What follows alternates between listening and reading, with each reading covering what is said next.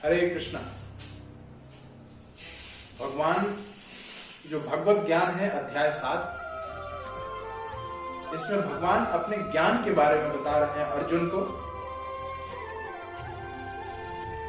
और अर्जुन को दृढ़ता के साथ एक बात बता रहे हैं कि अर्जुन, इस ज्ञान को जान लेने के बाद तुम्हें और किसी भी चीज की जानने की जरूरत नहीं। तुम कुछ जानो चाहे मत जानो, लेकिन अगर इस ज्ञान को तुम प्राप्त कर लिए तो तुम्हें कुछ बचेगा ही नहीं कि तुम उसको ग्रहण करो। और इसकी विधि मैं बताऊंगा कि किस तरह मेरी भावना से तुम भावित होकर तुम मुझे प्राप्त कर सकते हो। और मैं समस्त मनुष्यों को बताना चाहता हूं तुम्हारा माध्यम लेकर कि किन किन विधियों से, किन किन चीजों को महसूस करके व्यक्ति भगवान से जुड़ सकता है। और भगवान से जो जुड़ने के लिए अग्रसर होता है, वो उसका भाग्य होता है कि वो भगवान की तरफ चले। 4 प्रकार के मनुष्य भाग्यशाली होते हैं और 4 ही प्रकार के मनुष्य अभाग्यशाली होते हैं, जिसे भगवान की भक्ति कभी मिल ही नहीं सकती। और 4 प्रकार के मनुष्य ऐसे होते हैं जिनको भगवान की भक्ति अवश्य मिलेगी, अवश्य मिलेगी। किसी न किसी माध्यम से, भले से वो इधर उधर भटक रहे हैं, लेकिन उनके जीवन में कुछ पल ऐसे आएंगे, कुछ लोग ऐसे मिलेंगे कि उन्हें भगवान की ओर अग्रसर कर देंगे। हमारे जीवन में अगर ऐसी परिस्थितियां बनती हैं कि भगवान का प्रचार, भगवान की कथा, भगवान का कीर्तन हमें अच्छा लगने लगे, हमें महसूस होने लगे, भगवान के चरणों में हमारी अनुरक्ति होने लगे,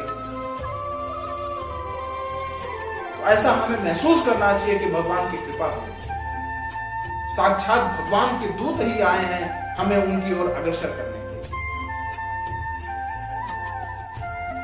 यही भगवान अर्जुन को ज्ञान दे रहे हैं। और भगवान तो परम सत्य है, भगवान से बड़ा सत्य तो कोई है ही नहीं। ब्रह्म संहिता उठा के देख लीजिए, ब्रह्मा जी ने कहा है, ईश्वर परम कृष्ण सच्चिदानंद विग्रह अनादिरादिर गोविंद सर्व कारण कारणम। ईश्वर परम कृष्ण, भगवान कृष्ण ही परम ईश्वर है। भगवान कृष्ण मतलब भगवान राम, भगवान कृष्ण। अच्छा, कुछ लोग कहते हैं कि भगवान राम और कृष्ण को भगवान मानते हो तो भगवान विष्णु कौन है? भैया, भगवान विष्णु किसी सामान्य मनुष्य के समझ में नहीं आने वाले। समझ में तो भगवान राम और कृष्ण भी नहीं आते, लेकिन भगवान राम और कृष्ण को मनुष्य इसलिए पूछता है कि वह मनुष्य की लीला किए हैं इस पृथ्वी पर आकर। भगवान राम और कृष्ण ही एक क्लू हैं। भगवान कहते हैं कि मनुष्याणाम सहस्त्रेषु, मनुष्याणाम सहस्त्रेषु, सहस्त्रेषु मतलब हजारों में, हजारों में, हजारों मनुष्यों में एक कोई विरला व्यक्ति होता है जो भगवान को जानने के लिए निकल पड़ता है, योग पथ पर निकल पड़ता है। 1000 मनुष्यों में एक व्यक्ति ऐसा होता है जो योग पथ पर निकल पड़ता है, और हजारों योगियों में केवल एक ऐसा व्यक्ति होता है जो मुझ तक पहुंच सकता है। नहीं तो कुछ न कुछ बीच में ऐसी अड़चने आ जाती हैं।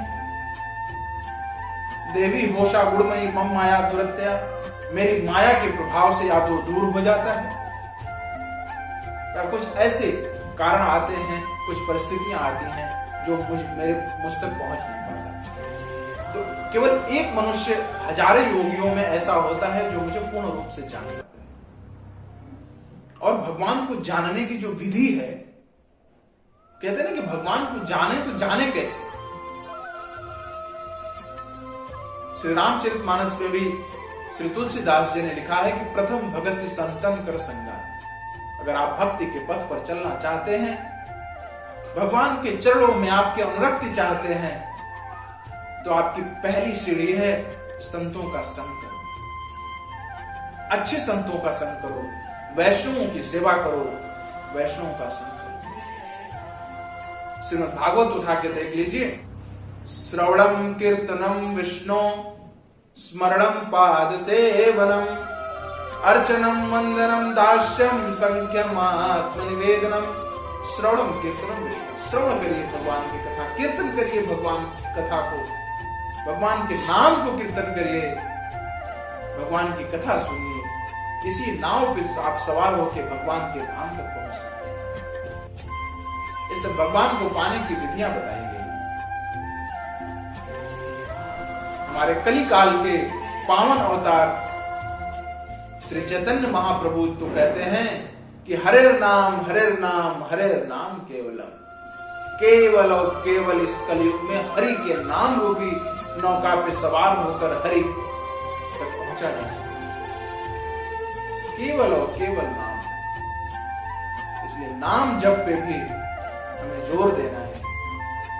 भगवान आगे कहते हैं कि अर्जुन, यह धरती भी मैं हूं, ये जल भी मैं हूं, आकाश भी मैं हूं, बुद्धि भी मैं हूं, अहंकार भी मैं हूं, समस्त मनुष्यों का सामर्थ्य हूं। अरे इस जो जल पीते हो महाराज, उसका स्वाद हूं, चंद्रमा की शीतलता हूं, सूर्य की उष्मा हूं, समस्त मनुष्यों का बीज हूं, उत्पत्ति का कारण मैं ही हूं और विनाश का कारण भी मैं ही हूं। सर्व कारण मैं ही, सर्व सभी कारणों के कारण। अच्छा, सृष्टि की उत्पत्ति के लिए भगवान विष्णु का जो स्वाम हुआ है ना, वह 3 विष्णु को था। सबसे पहले जो महाविष्णु है वह संपूर्ण भौतिक शक्ति के महत्व को उत्पन्न करते हैं। गर्भोदशकाई जो विष्णु है वह समस्त ब्रह्मांड में प्रविष्ट होकर विविधता उत्पन्न करते हैं। कर्मों के हिसाब से सबका अलग अलग बंटवारा होता है। और जो क्षीरोदशकाई विष्णु है, सर्वव्यापी परमात्मा रूप में सभी जीवों के अंदर प्रविष्ट होते हैं। तो मूलतः 3 विष्णु हैं, महाविष्णु, क्षीरोदशकाई विष्णु, महाविष्णु, गर्भोदशकाई विष्णु और क्षीरोदशकाई विष्णु। भगवान आगे कहते हैं कि इस भौतिक संसार की उत्पत्ति मुझसे हुई है। इस भौतिक जगत की शक्तियों का उद्गम मैं हूं। भौतिक जगत की जो शक्तियां हैं उसकी उत्पत्ति मुझसे जानो, आध्यात्मिक जगत की शक्तियों की उत्पत्ति भी मुझसे जानो और इसका प्रलय भी मुझसे जानो। मैं ही श्रेष्ठ सत्य हूं, मेरे से श्रेष्ठ सत्य इस संसार में कोई है ही नहीं। जिस प्रकार मोती धागे से गुथा हुआ है, धागा किसी को नहीं दिखता, सबको मोतियों की माला दिखती है, लेकिन धागे के बिना मोती का कोई वर्चस्व नहीं है, कोई वजूद नहीं है। मोतियों की माला का धागा मैं, मेरे ही ऊपर पूरा संसार टिका है। जल का स्वाद मैं हूं, आकाश की ध्वनि मैं हूं, मनुष्यों में सामर्थ्य हूं, समस्त बुद्धिमान पुरुषों का बुद्धि हूं, जो तेजस्वी पुरुष हैं उनका मैं तेज हूं, मैं बलवानों का बल हूं, कामनाओं का काम हूं, मैं ही मैं हूं, मैं ही मैं हूं। तो प्रकृति के 3 गुणों से आच्छादित होकर मनुष्य मुझे नहीं समझ पाता। वो तो सोचता है कि जल है, पानी है, पीता जाता है। अरे भैया, जिस जल का स्वाद मैं हूं, ऐसे मनुष्य को समझना चाहिए कि जिसका स्वाद ही चला गया, जो निस्वाद हो गया, उसको कौन ग्रहण करेगा महाराज। गोस्वामी तुलसीदास जी ने कहा है कि सिया राम में सब जग जाए। ऐसा ज्ञान जिस पुरुष को हो जाए, उसके लिए पूरा संसार सीता राम राधे श्याम, सबको सीता राम। हरे कृष्ण।